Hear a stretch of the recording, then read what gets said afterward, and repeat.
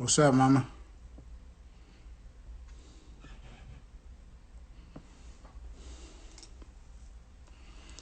DK, what up?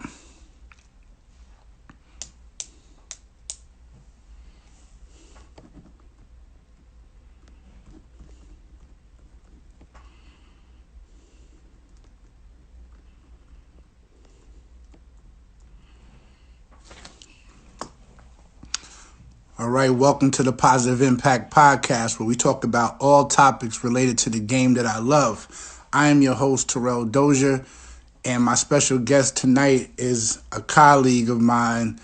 Cool dude, man. We've known each other for a while, and he's relevant in this grassroots basketball thing. So, without further ado, I'd like to introduce Duke Pryor.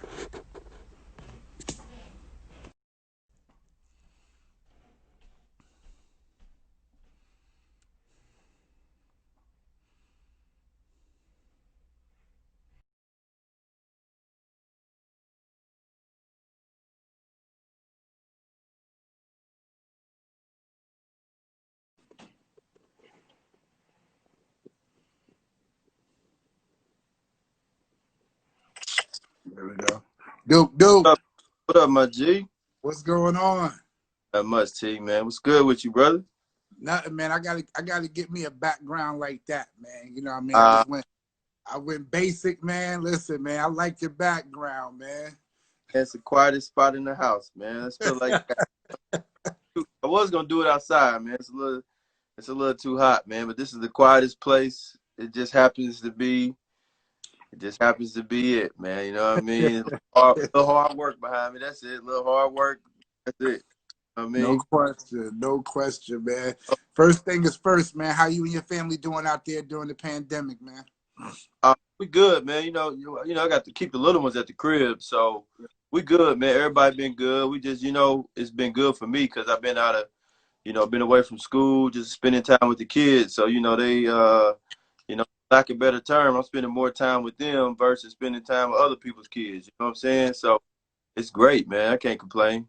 No question, man. Well, I want to get right back in, man, because there's a big chunk that I want to spend a lot of time on with you. So let's go back in the day, and let's talk about growing up, man, and playing basketball back in your time, man. Take me through that journey of playing basketball.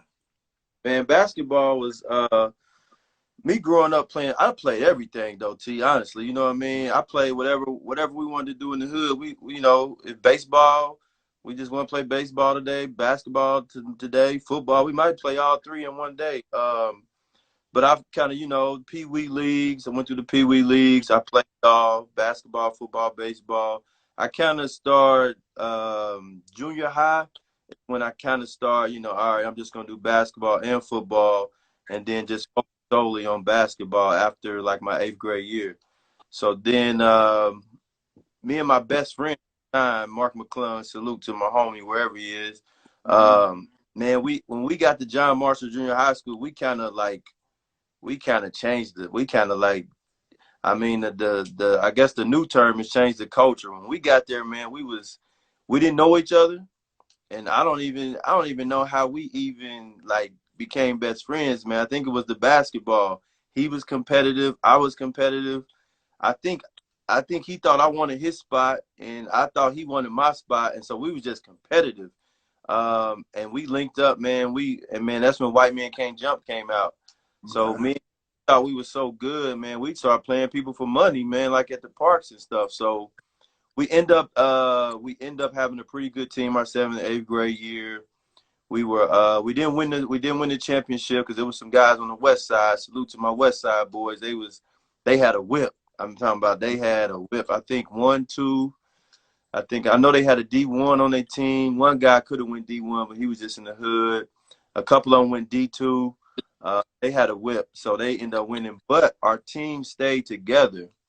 And when we were freshmen at Arlington High School. We won the city championship our freshman year.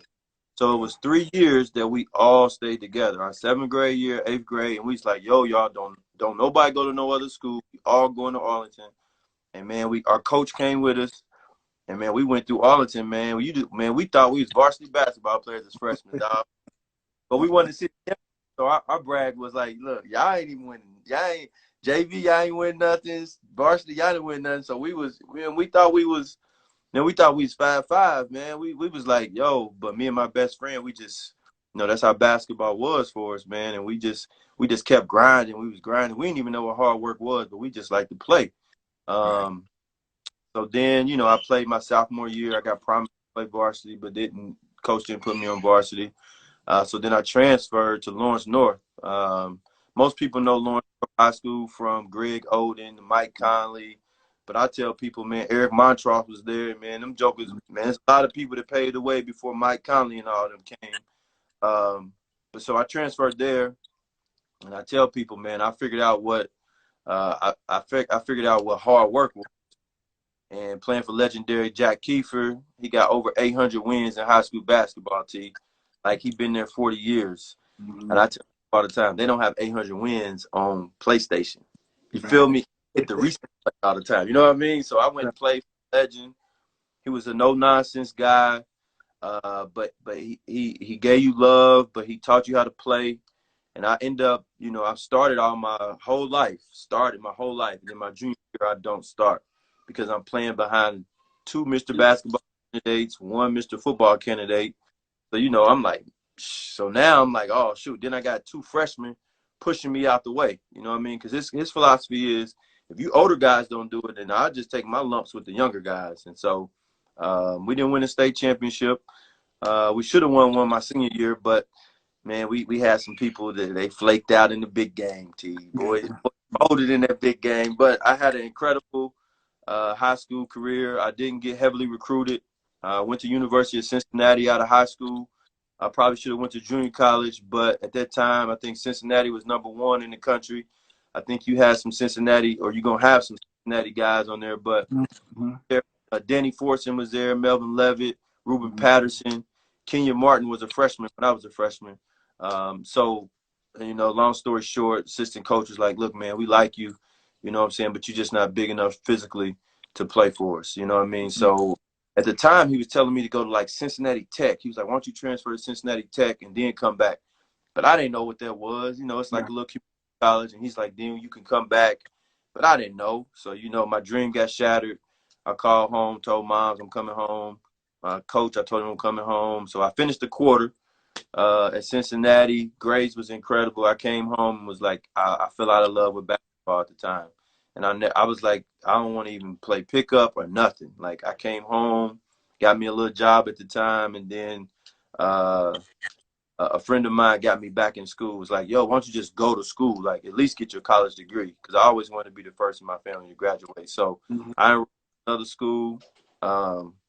Couple homies was down there, and they was like, man, let's go hoop. So I go hoop. And it's crazy because I started playing with the basketball team, of course. And Bruce Pearl was the coach at University of Southern Indiana at the time. So I'm in there hooping with him. He pulls me aside at the end. He like, man, you know what? I want you to come tomorrow. And I was like, you know what, coach? I really just out here. Like, I don't really want to play. He like, no, I want you to come back to OPM tomorrow. So I was like, all right. I didn't even know who Bruce Pearl was. Mm-hmm. Back the next day, and he was like, man, I want you to stick around. Man, 2 weeks later, man, that joker took that job. He took that job, I think it was at Marquette or somewhere. He Mm-hmm. took the job. So then, the new coach comes. He don't know me. So I'm back to square one. I'm back at the playground. But I had Okay. already had in my mind, though, when I left Cincinnati and then I went back into school, I already had in my mind, I got to get back to the plan. And the plan was I got to be the first one in my family to graduate college. Mm-hmm. Okay. So I got back to that, and I was like, basketball just going to be my avenue. Even if I'm not playing, I'm still going to. So I did that. And then my assistant coach from high school called me and was like, man, you still want to play? And I was like, man, coach, I ain't really for all that, man. I don't have Yeah. time to transfer again and go through this. Transfer to Marion, end up playing at Marion University now. One of the worst experiences I can say in my college time. But I got my degree at the end of the day, if I make the long story short, because I know how IG only gives us an hour. So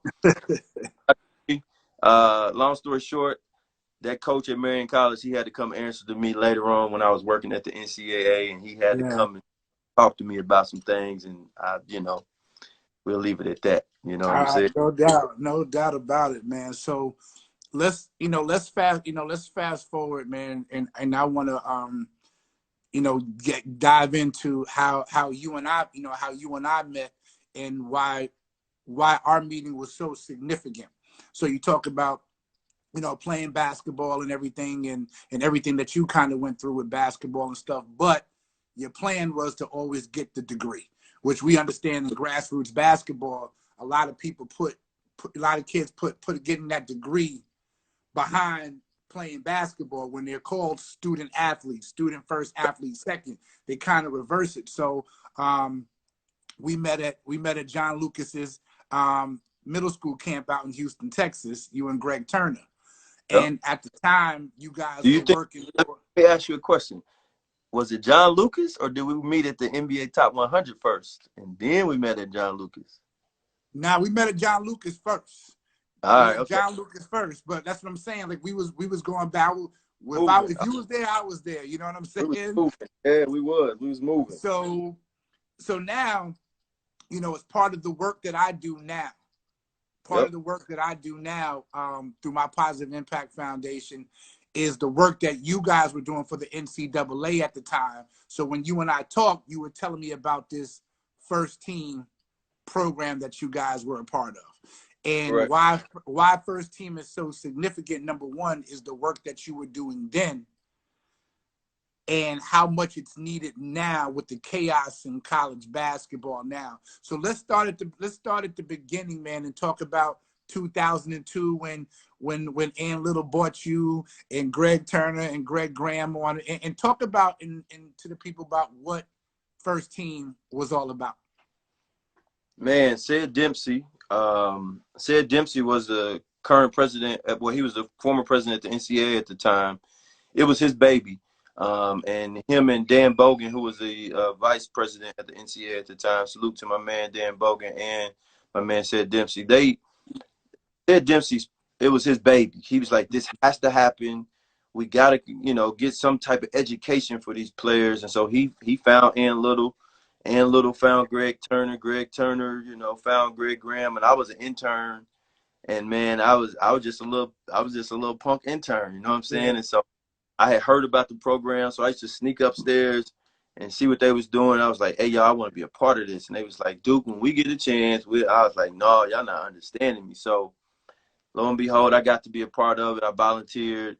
Ann Little was in charge of making this program turn into fruition. You know what I'm saying? She did an incredible job. She was a great visionary with the whole thing.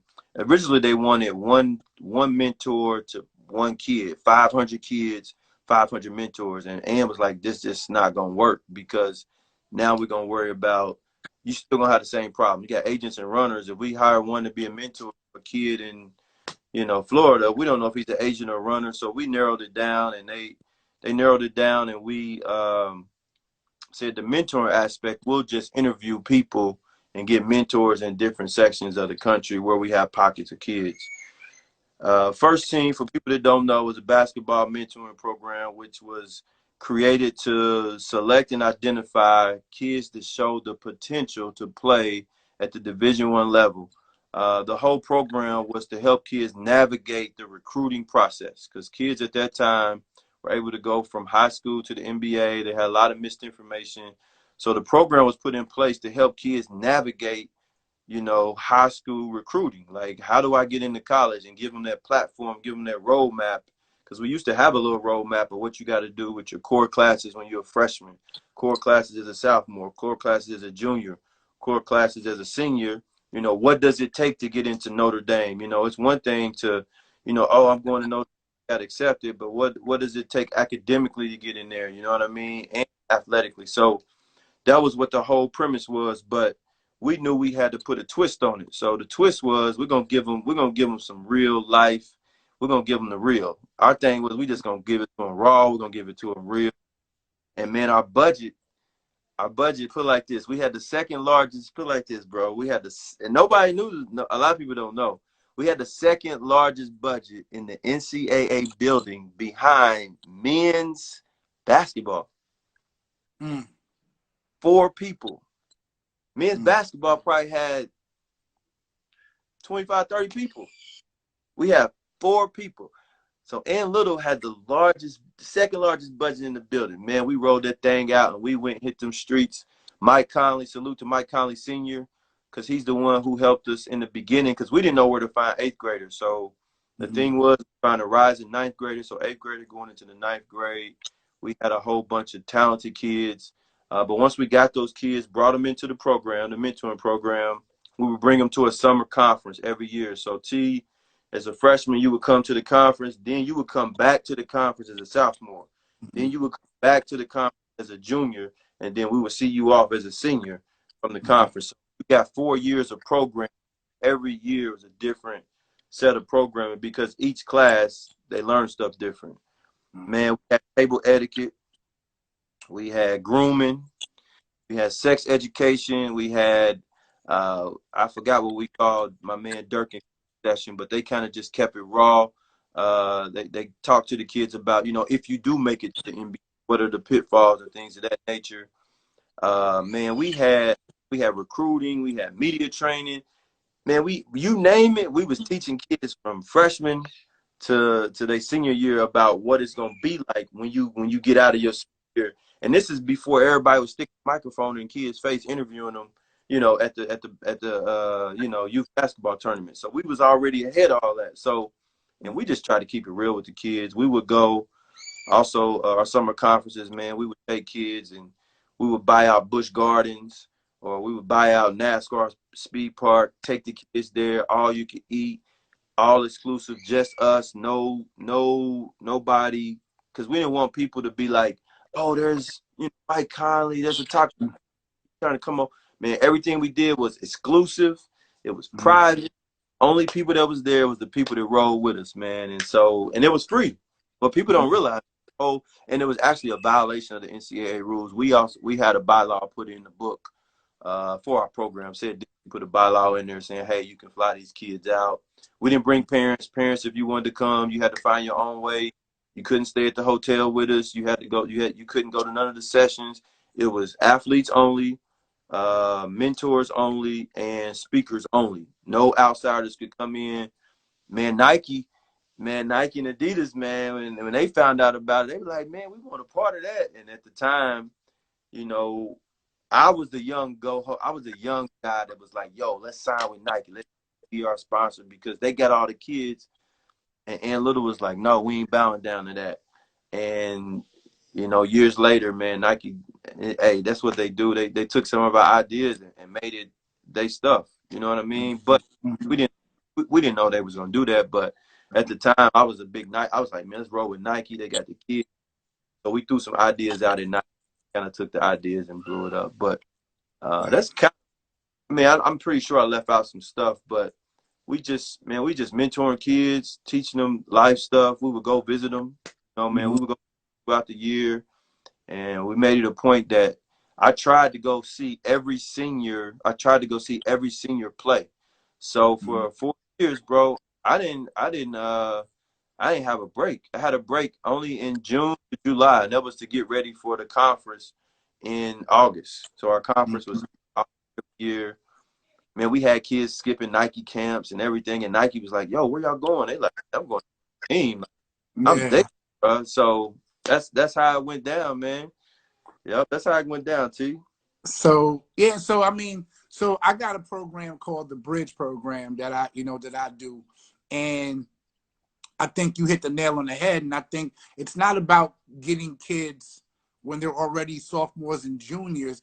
It's really, you got to get them when they're in 8th grade before they actually start the official journey. That's the most important transitional year into this high school thing. So 8th grade is when I start my Bridge program because there's some things that these kids need to know prior to getting into high school. And then when you're talking about the elite level kids, which first team had, there's a whole different set of things that they have to be concerned with because they're the elite in basketball. So Tyler, talk to everybody about how it was. Like, how did you guys go out and identify a kid that you wanted to be a part a first team, because like you couldn't just be a basketball player and be a part of it. You had to be selected. So which is Yeah. how we met. So talk about that process with you and Greg.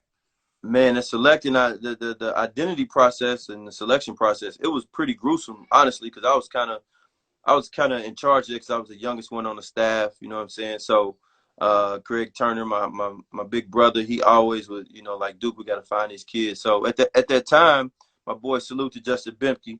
At that time, man, you know, there was a lot of scouting services. So I would take and go get I would go get like 5 of the top scouting services. I would call them. They would send me their players. And once they sent me the players, I would just look at names. And I was like, all right, if I seen T. Dozier up there 4 times, I'm like, all right, he might be legit because he's on all 4 of these. He might be 4 or 5. So then I would figure out what team he was on. Man, I would go look for the tournaments, and we would divide and conquer the country at the time. So what we did was we would sometimes we would go in little pockets. And so at that time, you know, big tournaments, I would try to see how many kids was going to be at this tournament, and I would just book a flight and go to that tournament.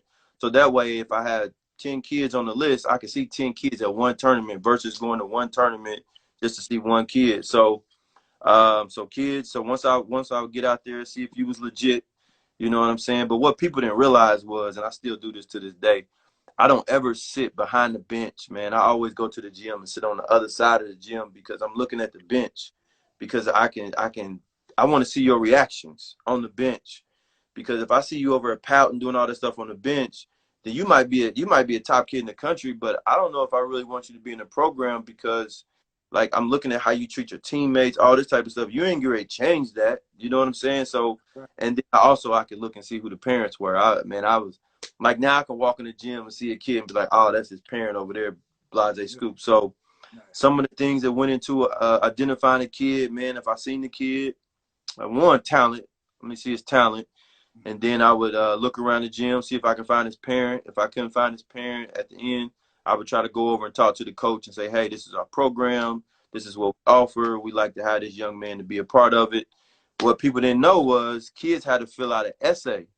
So, like, we took it like kids had to write an essay of why they wanted to be in our program.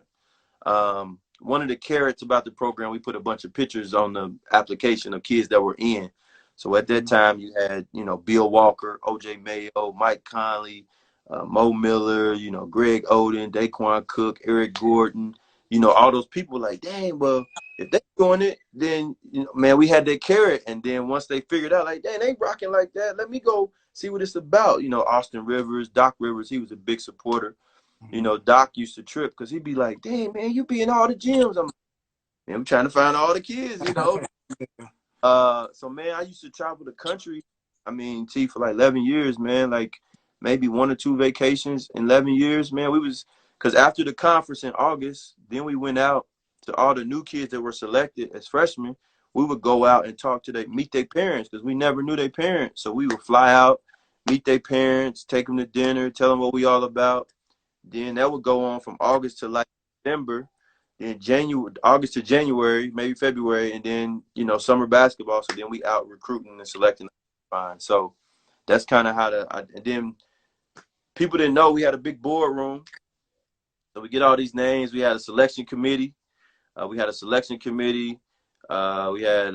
would sit in this boardroom all day and we putting that stuff up, man, and decide on which kids we was gonna bring in. We would select about 50 kids each year.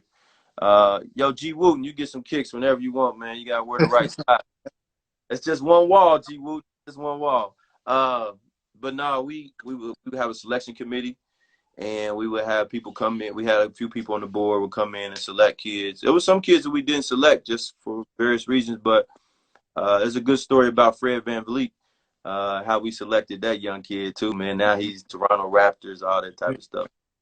No question, no question. So was there a certain amount of kids that you guys would take every year, or would it just, you know, you guys say we're going to take 20 kids or 50? We would do 50 kids a year. Now we got 200 kids total. Okay. 50 8th graders. We would take a few 9th graders just because we might have missed them in the 8th grade. So we would take a few 9th graders. We capped it off around 50, 55 so that we have 200 kids. That's a lot of kids for you know, basically 4 people to mentor and take in. Now, I think, listen, I love the concept of it. I kind of had, when I do my thing, there's a few programs that the ABCD camp, I let Gary Charles know that there was the concept of the academics and the basketball piece together at a basketball camp. Right. When I met you and Greg, it was like, I like that because I feel like everything that's off the court gets Yep. so forgotten about. You know what I mean? Like, you do need to learn how to look somebody in their eyes. So that etiquette that first team was doing, like, all that stuff is so important and gets so overlooked. You know what I mean? Because I think that there's so many adults that are afraid to be adults to these elite athletes. You understand what I'm saying? Yep. And, I remember when I first got to Coach Lucas's camp, man, like, I didn't know how to cater to a 14-year-old kid. So I'm like, listen, I'm a grown man. I ain't about to, you know what I mean? But Right. it's tough for some people to do because some people want to make sure that they don't miss the boat, so to Yeah. speak, in That case one. this kid makes it later on. You know what I mean? So you don't want to rub a kid the wrong way. And we Right. ain't grow up like that. You know what I They mean? grew up. Yeah.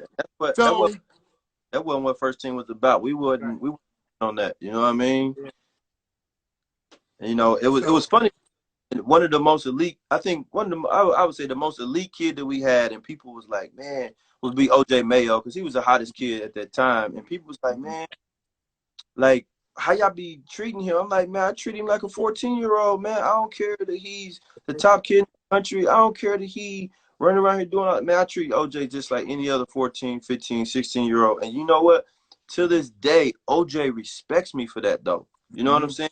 Because he wasn't looking for a yes guy. He wasn't looking for a guy to be like, man, let you do whatever. I was like, no, OJ, excuse my French. You're going to get your ass up. You're going to go to all these sessions just like everybody else. And if you skip out on the session, bro, I got a plane ticket to fly your ass back to the crib. You know what? OJ, he missed one session one time. He said he was sick, but I think he's probably more sick. And then after that, man, that joker was like a regular little kid. And and people like, dang, but see, us not allowing people in to come to the conference, they don't have a clue. So that's why we kept it like that. So yeah. Makes a lot of sense. So here we are, me and you talking about how great this is and how much it was needed. And this was back then, you know what I mean? Like, like all this stuff, like I said, that's going on around college basketball right now. Me and you were talking about it, that is so great, and you was on the ground running with it. It's so great. Then how come there is no first team anymore? This first team should still be around. First team should never go away because any athlete, any student athlete could use a first team, and this could span over any sport. You know what I mean? So talk about why there is no first team anymore, in your opinion. Well, first team, man, Instagram only give us 1 hour, so I'm gonna make it make it compact. But it was interesting because people thought they could do first team with any sport, but you couldn't. It looks easy for football, but kids weren't going from high school to the NFL. It looks good for baseball, but baseball, you got to put your 3 years in. So it was like, man, why don't y'all do this for that? And he's like, bro, it don't work for other sports because they already got that they have to do. They wanted us to do it for girls, but at the time we like, yo, y'all gotta drop another. I won't get a number, but y'all gotta drop another bag, and we can hire people to do it. But what happened was, like, we couldn't be cloned at the time, and that was one of the significant things about the program. There wasn't another Ann Little, there wasn't another Greg Turner, there wasn't another Greg, there wasn't another Jason Singleton, there wasn't another Duke Pryor, like. Because these people entrusted us with their kids. You know what I'm saying? Salute to Miles Brand. Rest in peace. He became a big advocate for first team. He was a former president of the NCAA. And this is what I believe. Once he passed away, he was one of the visionaries. They had already made a link with the NBA with David Stern at the time. But Adam Silver was the one that was speaking up on behalf of the NBA. I think once he passed away, vision left. And I think the NBA, I don't think they knew enough about what it really was that we were doing. So they didn't know how to tackle it. So it kind of like got dropped in Adam Silver's lap, per se. They changed this over to iHoops. If I had to guess the reason why First Team is no longer around, it would be the almighty dollar. You got to remember, in the easiest way to put it, you got a for-profit company and a non-for-profit company coming together. What we gonna do? We're gonna make money, or we gonna not make money? And so that's where things got mixed up, because our program, we were shelling out money to provide a service. You know what I'm saying? And so the NBA is probably thinking, man, hold up, this much money is coming off our books every year, and we ain't getting nothing in return. You know what I mean? So lo and behold, think that's how I think that's how First Team went away, because they couldn't figure out how to monetize to keep the program going, but, or figure out, okay, what's the service? We're gonna keep this service, but afford this service. And so I think it went away after that because they didn't know how to monetize off of it, or maybe they didn't want to monetize off of it. And if I'm being all the way real, some people heard about our program and heard about how dope it was, and they took it back to the NBA. And when the NBA heard that it was so dope and better than some of their programs, then that's when the writing got put on the wall. That, you know what? And I always teach people this: there only could be one number one. And so some people went back and told them that our program was better than the rookie transition program, and the writing was on the wall.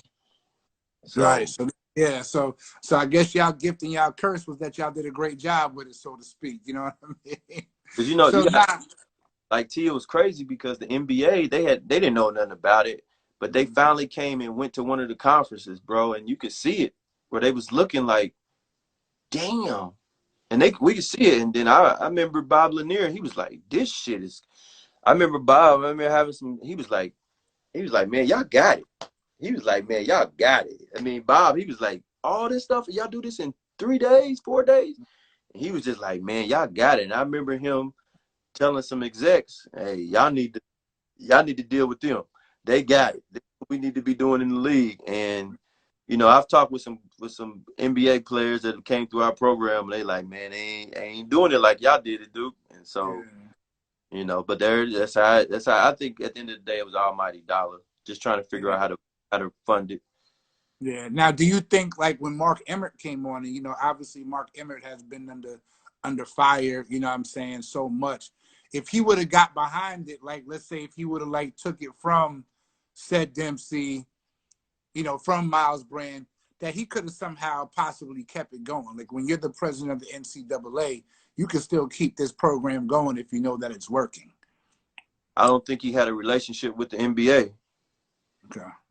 Because now when we turn to iHoops, we NBA and Greg was the one that was on the NCAA side. So now you got NBA, NCAA. Y'all got to even like each other. Do y'all even like each other?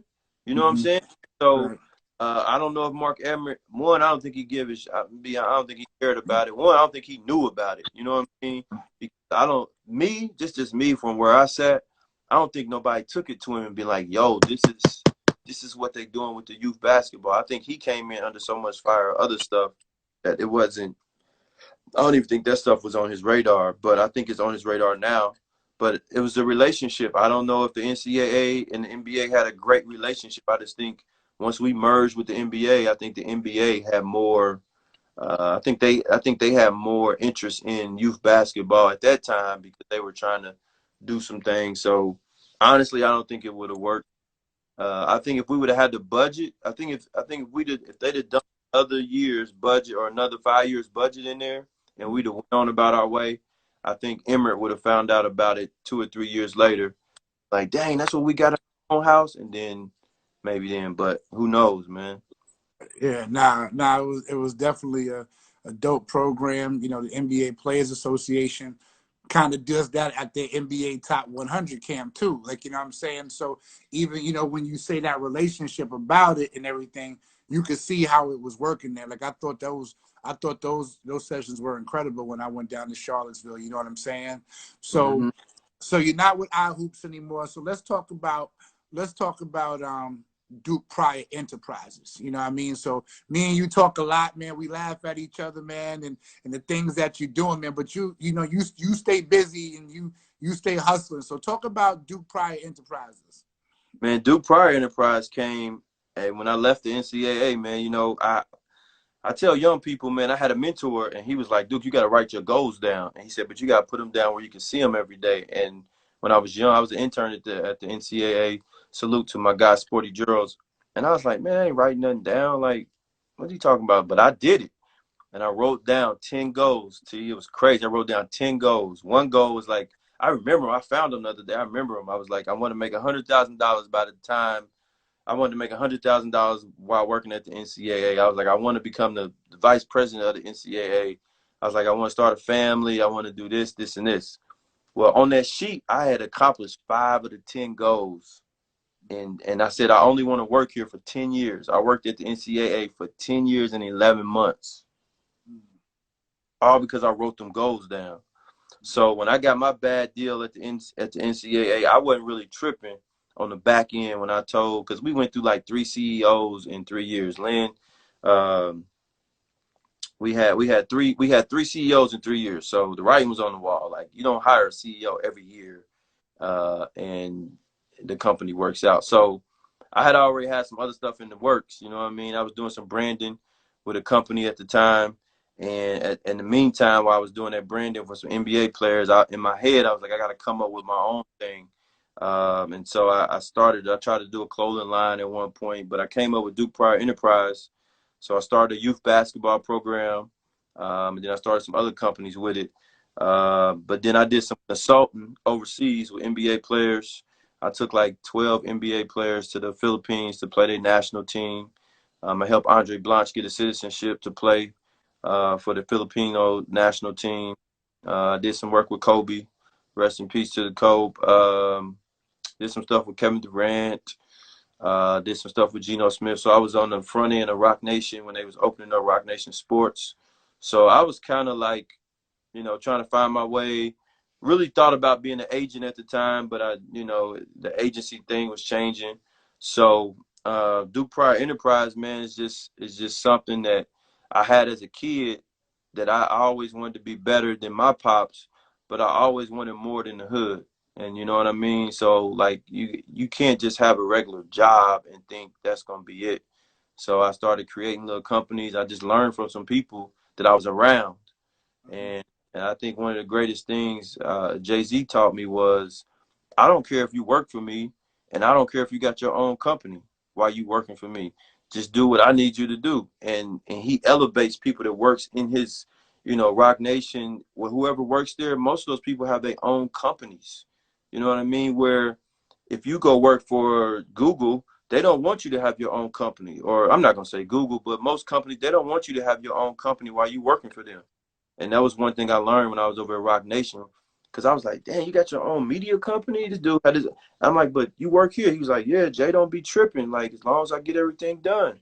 And that was incredible for him empowering his people, working for him and working for themselves. So just in case one day, things ain't work out, you got your own thing. So Duke Pryor Enterprise, my youth basketball program is Await. All we ask is trust. I started that because a guy, he had a program and he was like, man, Duke, I got like kids. I was like, man, you don't got 80 kids, bro. I've been around the game. I seen it. You don't have 80 kids. You doing it. He was doing it by himself, bro. Like 80 kids. And so I see it. And so lo and behold, I help him out. I won a couple of tournaments. And then they was like, nah, I want you to keep this group of kids. They're going to be yours. You're going to coach them. And I was like, man, I ain't coaching. So I ended up coaching that group. Lo and behold, they 17 this year. So I don't get to coach them this year just because of, what's going on in the world. But they got pretty good. And I promised them when I first started working with them, because they didn't believe who I was. They was like, man, you don't be working with these people. And I was like, all right, I ain't got to prove it. And they had never been to big tournaments and things like that. So then I started taking them to big tournaments. We started popping a couple ranked teams across the country. And so they little chest started sticking out.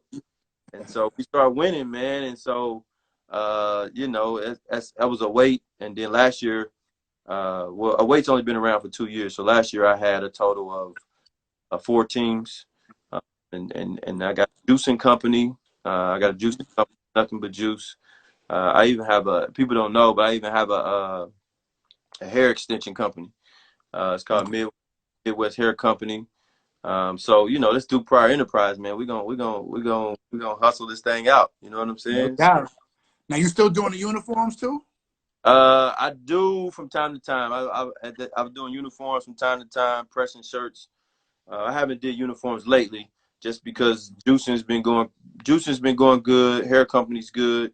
The uniform thing, it kind of tailored off because everybody in Indiana is saturated. You know what I'm saying? So it got kind of hectic for a little while. But I print them from time to time when people ask about them.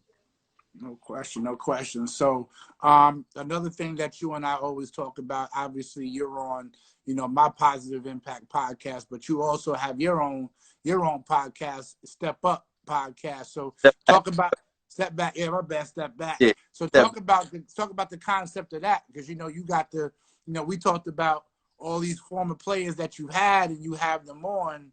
Talk about your concept for your Step Back podcast. The Step Back podcast, when I created it, was just for youth basketball. We're just gonna get on here and talk about youth basketball.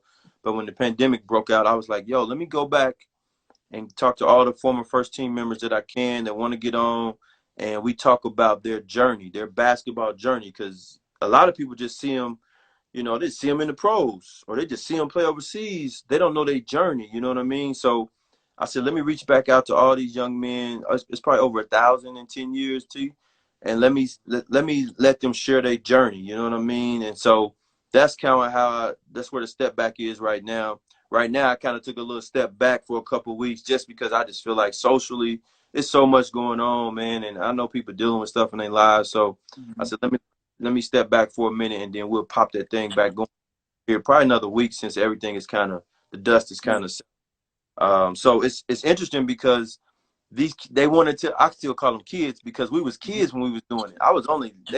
They didn't know how old I was. So we was all just kids doing it. And it's funny because they get on there now, man, they be like, yo, Duke, this, that. And they like telling their story, man. But I think each and every one of their stories will help somebody else, because I just try to instill in young people, it's a lot of hard work, man, to get to that next level. These jokers just ain't getting there. It ain't one kid that went through our program I could say, man, they just gave it to him. Man, them kids put in their work. You know what I'm saying? So that's kind of the concept. So after I do all the former first team guys, go into regular podcasting people about youth basketball and what's going on. No question about it. And then you also coach in high school basketball. So again, when I keep referencing, we talk about because we have all these conversations. So talk about what it's like, coaching these kids. I know we talked about parent, we talk about the whole gamut of youth basketball, man. Talk about what it's like, coaching high school ball at your school. Man, T, you know what? It's interesting because I'm the dean and I'm the coach. So I kind of, I know what's going on in the classroom. I know, so I can kind of do the discipline part. But I'm at a school where basketball is not number one. But I come from an era where basketball was number one. So when I got there, I'm like, yo, I'm making basketball number one. Like, this is what I want: new uniforms. I want this. I want that. Not because I just want something, but I know what kids need to excel. I know what kids want to feel like they want to get better, but I know what kids want to come and play for me. You know what I'm saying? Like, if you ain't got nothing, you're already at the bottom of the barrel. What's gonna make your school enticing? It's very interesting because every year my school, they're used to new coaches. So it's hard to build a program when every year, every 2 years, you get a new coach. It's hard to do it. You know what I mean? And then you're already coaching kids that are not with a basketball mindset. You know what I mean? So you're trying to change the culture. So when I got there, I'm trying to change the whole culture, because I'm like, man, do you guys even play basketball? And the culture of the school is just participation. Well, I want to be competitive. And so the first year we was okay. The second year, this past year, we was better with I had less athletic, less basketball-minded kids, but we did better because they bought in. They started learning what we was trying to do because it was a process of why are we doing this every day? And I'm like, because we got to get better. You know what I mean? And what I was trying to do is teach them kids how to compete, be competitive. Because I think on the high school level and below, you got to teach people how to compete. It ain't about X's and O's all the time. I think kids can get the X's and O's when they get to college. But in high school and younger, kids don't know how to compete. Like, we was competitive back in the day. Like, I'm going to beat you to the playground. Like, I'm going to be how many times are you and your homeboy, we running to be the first one on the court? You know what I'm saying? Like, I'm pushing you over to be like, I'm the first one on the court. Not like took a shot or nothing. Like, kids ain't even competitive like that no more. Like, they ain't trying to be the first one out the locker room. They trying to be the cool kid, be the last one out the locker room. So my rule was, we get out of school at 3 o'clock. If you ain't on the floor by 3:10, you late. You know what I mean? That's going to cost you. You know what I mean? So I put in some old disciplinary rules, old school type. And, you know, I mean, we hopefully, and, you know, I got a call. I got a call right after the pandemic broke out, and I ain't going to be the coach no more, T. Oh, okay. I ain't coaching high school basketball next year. And we went from 4 wins to 6 wins. But I don't trip, man. I get to spend more time with my kids. If my son want to play, then, you know, I teach him. I mean, he likes to play, but coaching them guys, man, fun. I liked it because it's easy. It's easy for me to go coach a whole bunch of talented kids. Yeah. I was kids that weren't talented, so the challenge was fun, you know. Right. And it's a few kids I know on the team. They didn't got better, and they bought in, and you know, that's my glory when I see kids getting better. You know what I'm saying? Like, you know what? He wasn't doing that 6 weeks ago. You see what I'm saying? But I done watched this kid work, and now he's better. And I done watched this kid come to me and ask questions like, oh, how do I do this? How do I do that? So that's my glory in coaching them kids at the school, man. And you know, I just want to keep working. And if they, you know, like I told them, y'all reach out, I'll still help y'all. I ain't tripping. But coaching high school basketball, you talk about the parents, man, it's crazy, T, because the parents, I'm just going to be honest, parents want it more than the kids. And as a parent, this is my philosophy. As a coach, I don't go to your job and tell you what to do. Don't come to my job and tell me what to do. You feel me? And then at the end of the day, come to practice. You always complain about your kid, this and that, this. Just come to practice and see your kid practice. And then you tell me. If your kid need to be on the floor. Just be honest. You know, I had me over Christmas break. Oh, man, why my son ain't playing? This and that. You miss 17 days on your job in a row and then show back up. You think they're going to even give you your job? Right. He was like, no, my son missed that many days. I'm like, come on, bro. I mean, it came at me wrong, T. Like, you know, came at me like with his chest out, like he was ready to. And I'm like, hey, bro, like, first and foremost, your son ain't been here in 17 days. So, no, we're not going to put him on the floor. Right. Let's throw talent and everything else out the window. You know what I'm saying? Then I was like, if we really want to go there, you know, I was like, your son, you know, character issues. You know what I'm saying? Not to put the kid's business in the street, but I said, you need to talk with him about some character things he got going on. So parent aspect, man, it's hard because I get it. It's their kid and they want the best for their kid. But at the same time, let your kid be a kid because most of these kids, they don't know how to think for themselves. Right. Because they like, oh, no, mom and daddy going to be right there. That ain't true, bro. Right. Daddy ain't always going to be there. My mama never talked to my high school coach, man. Right. Ever. Yo, Duke, you got to go work that out with your coach. Yeah. You feel me? Because when you do your job, you can't go home and tell your mama, oh, my supervisor on my job is tripping. She can't go down there and do nothing about it, or your daddy can't go down there and do nothing about it. That shit starts right now in sports. Work it out with your coach. And as my boy Kobe would always say, you ain't working hard enough. To the day, if you ain't getting what you want in the sport, you ain't on the floor, you ain't getting the minutes you want, things ain't going your way, Kobe would always tell me, yo, Duke, you ain't working hard enough. And that's how I take it, or even my businesses and stuff. I ain't working hard enough. If my business ain't making the type of money I wanted to make, I ain't working hard enough. It ain't nobody else's fault.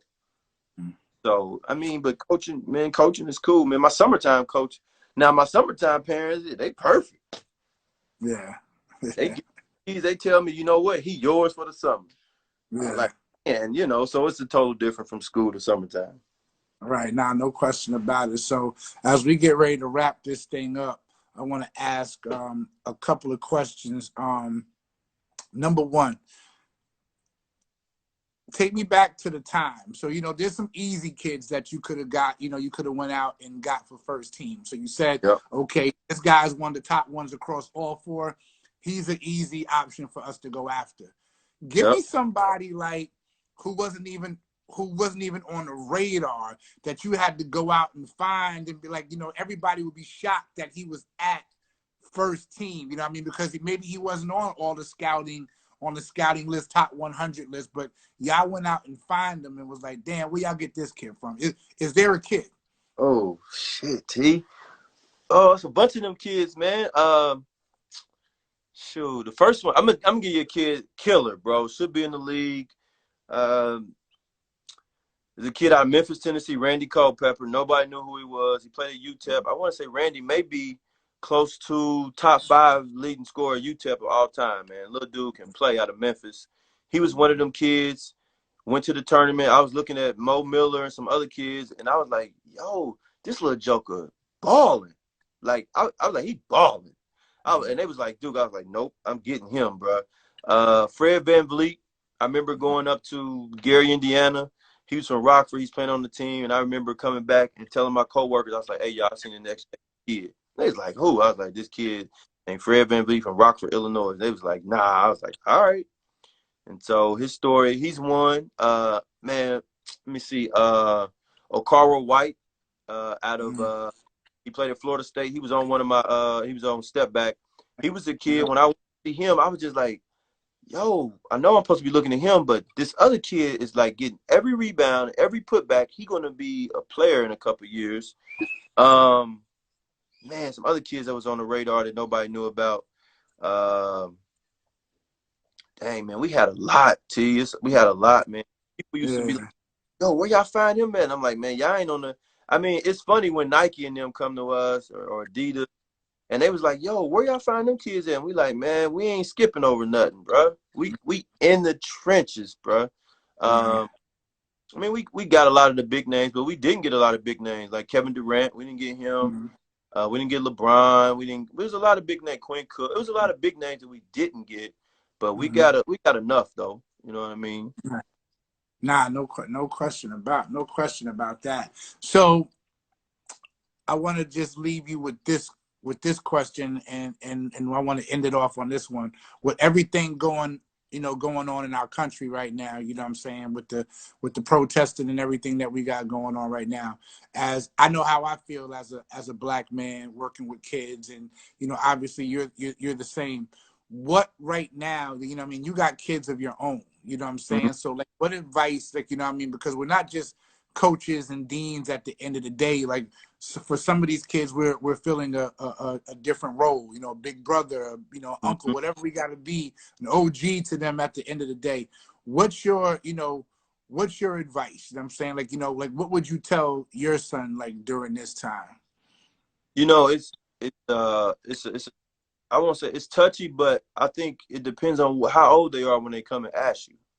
You Mm-hmm. see what I mean? Because I wouldn't tell my son the same thing at 18 that I probably would tell him at 7. You know what I Mm-hmm. mean? So it's gonna be different. I'm gonna give him different advice because at 18 he has some of his own views and things that he's probably saw and experienced where I would talk to him about. Versus at 7, he's just trying to figure it out. You know what I mean? Like why do people look at people because of the color of their skin and things of that nature? So I would just, the advice would be different on both aspects. I think as young players would come to me, I would say, man, you got to learn your history. You got to understand why. Look at the first protest, and they was protesting back in the day. Because see, my family's from the South, so my dad and them have given me history about protest and slavery and things of that thing of injustice. So I would say, look at your history.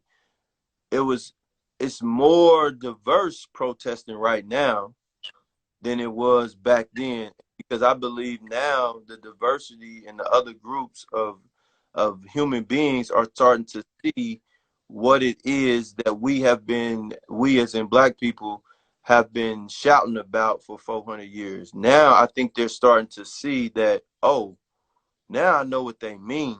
You know what I'm saying? Because I think racism is just a learned behavior, man. Like, honestly, because my little nieces, they like, is Uncle Duke black or is he brown? They of another ethnic background, because they see me as a brown skin, but they're like, people call him black.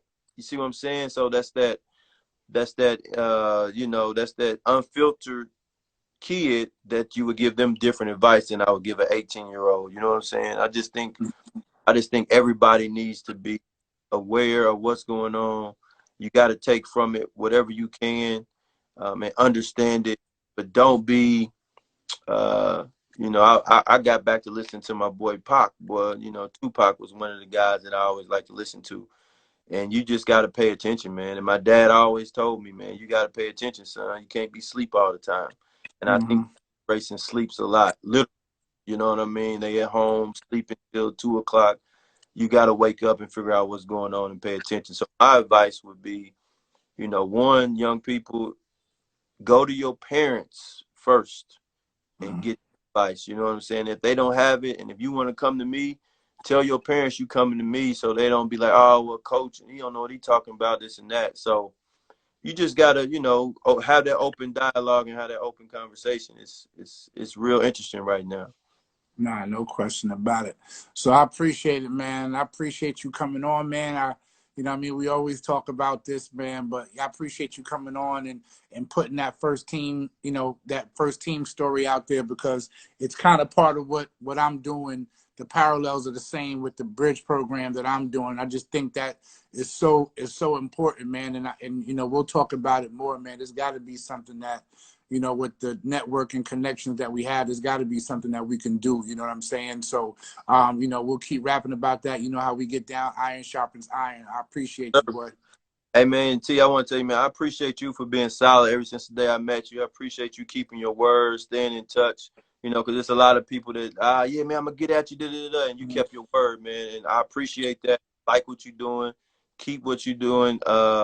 As my summer team is called, await, man, all we ask is trust. Yeah. And so, hey, that's how I put it, man. So I appreciate you. Thanks for the time, man. Anytime. You always, hey, anything you want, bro. I got you, my G. I appreciate you, man. Appreciate you. Love, man. Stay safe out there. All right, peace. Peace.